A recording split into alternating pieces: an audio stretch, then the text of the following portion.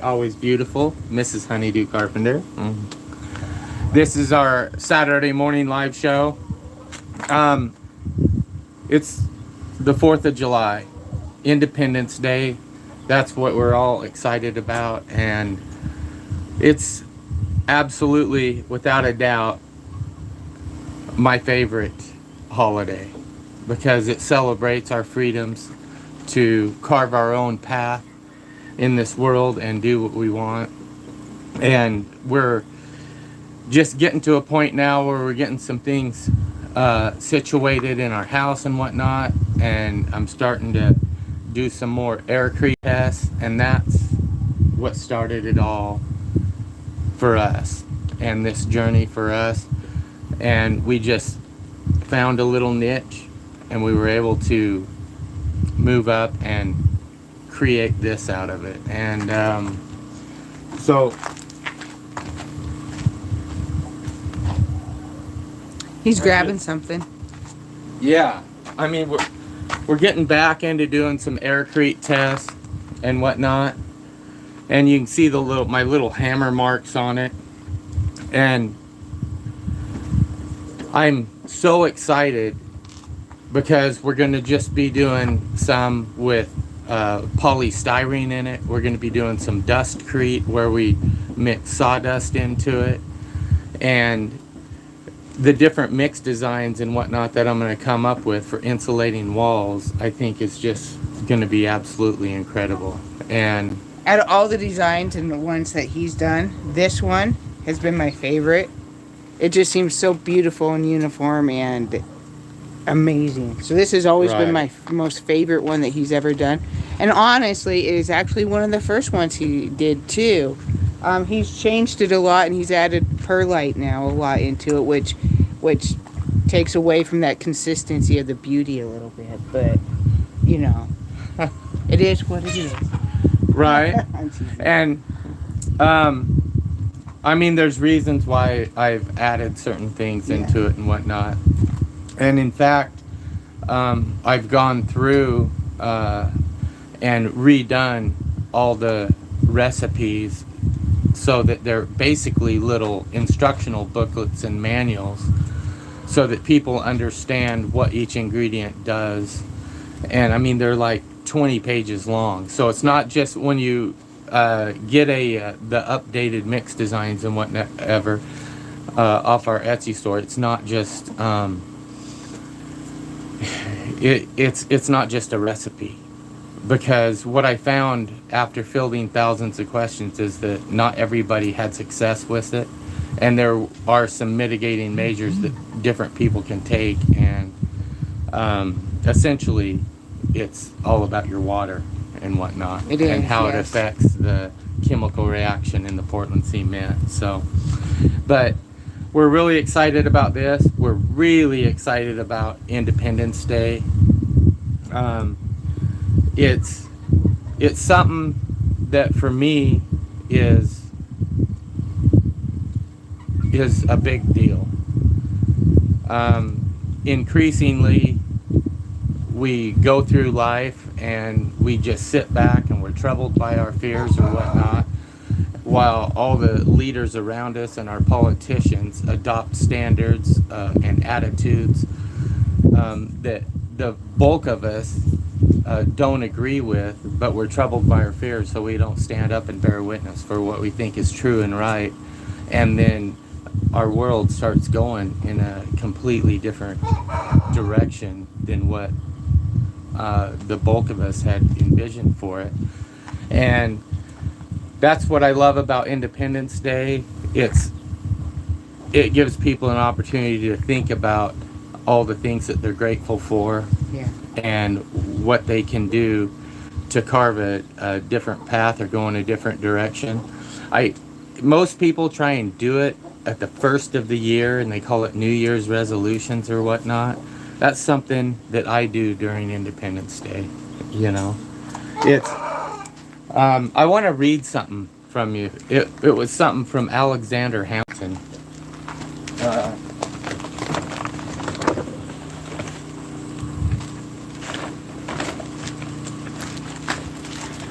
You know,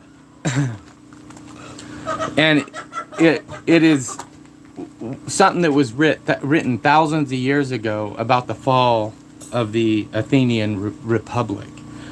And I'm not going to read the whole thing, but I'm just going to kind of read the main points, which he essentially makes a case that we move from bondage as a people to spiritual faith. And then we move from spiritual faith to great courage.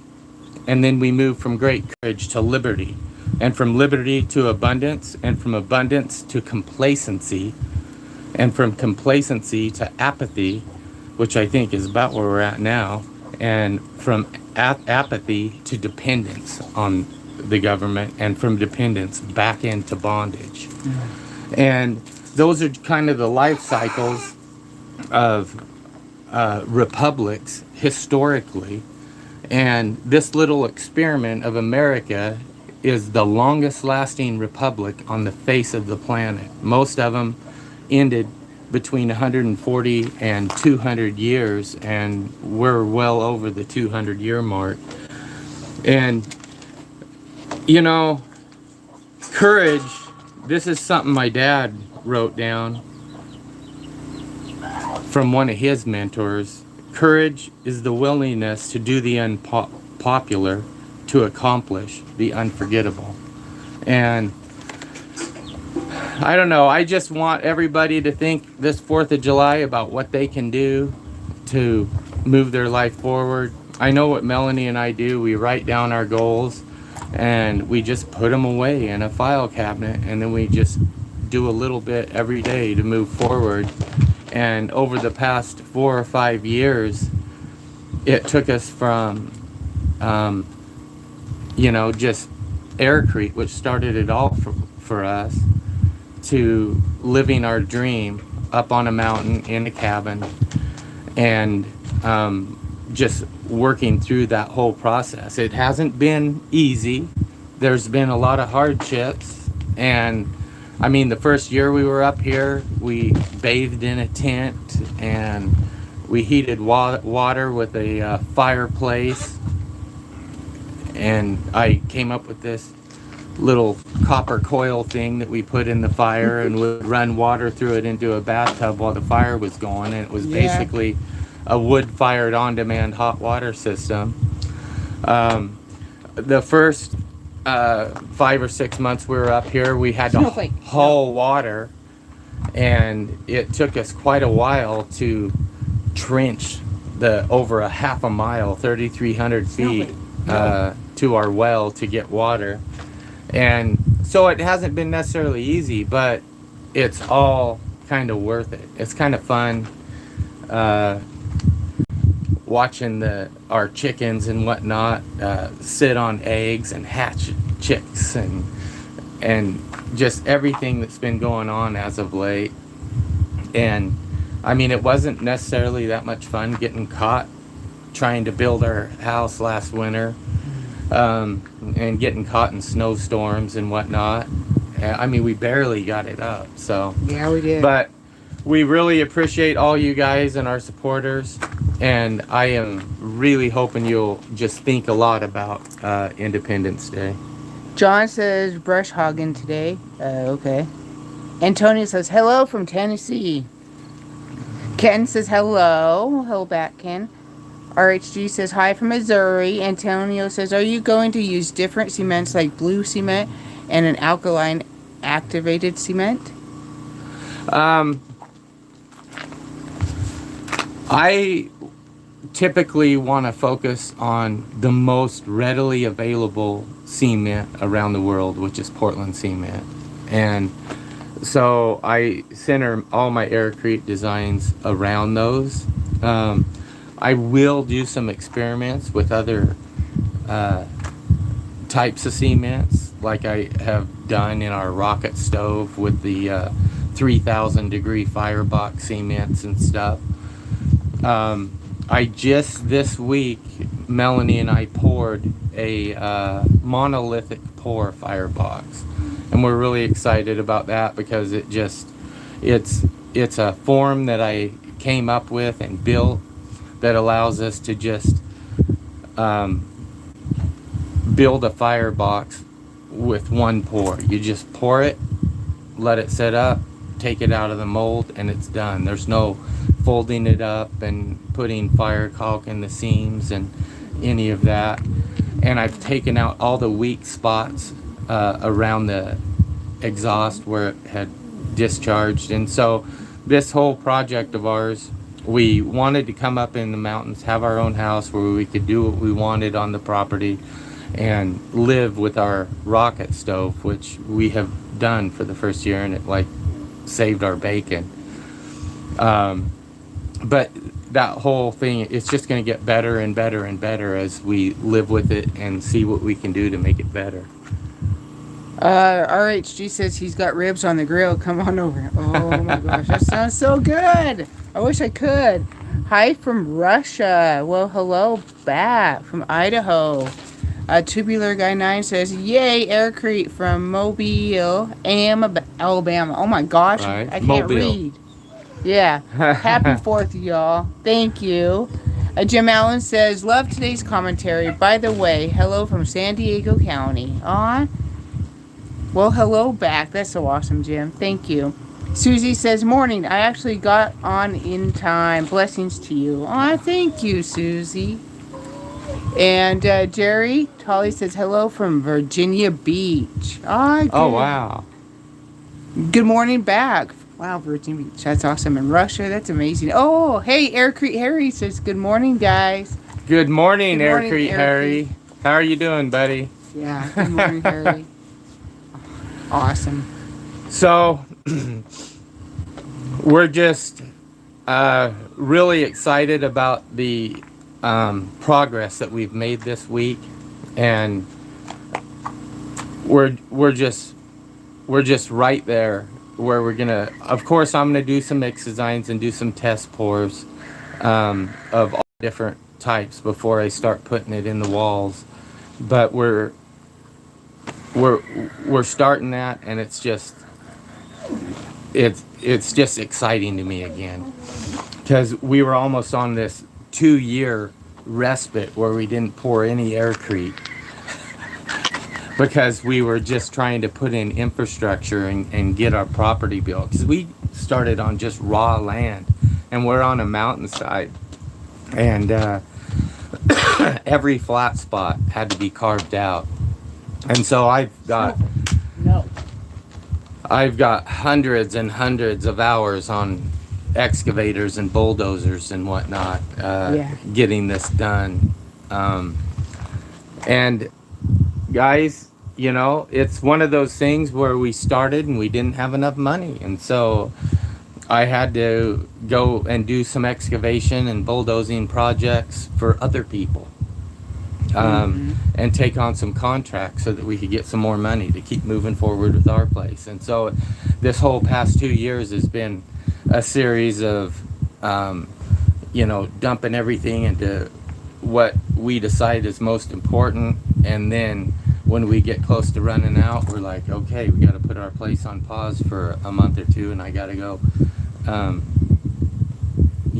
some more money. And then, and now it's I'm on a schedule where I'm still doing that, but I'm just doing 3 days a week on other people's stuff and 4 days a week on our stuff, and I try and always take a day for the Lord, for the Sabbath off.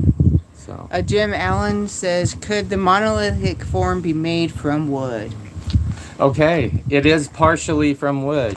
Could it all be made from wood? It could all be made from wood. I made it out of sheet metal for the outer edge because I just want it to be something that releases very easily from the cement, and I just coat it with a mineral oil or whatever, and then it just releases easily from the cement. But the inside of the form is a wood box. So you sacrifice the wood box for each form, and it's real quick and easy to make it. It's just a 7x7 by 21 inch box, and that box sits in my jig just perfect.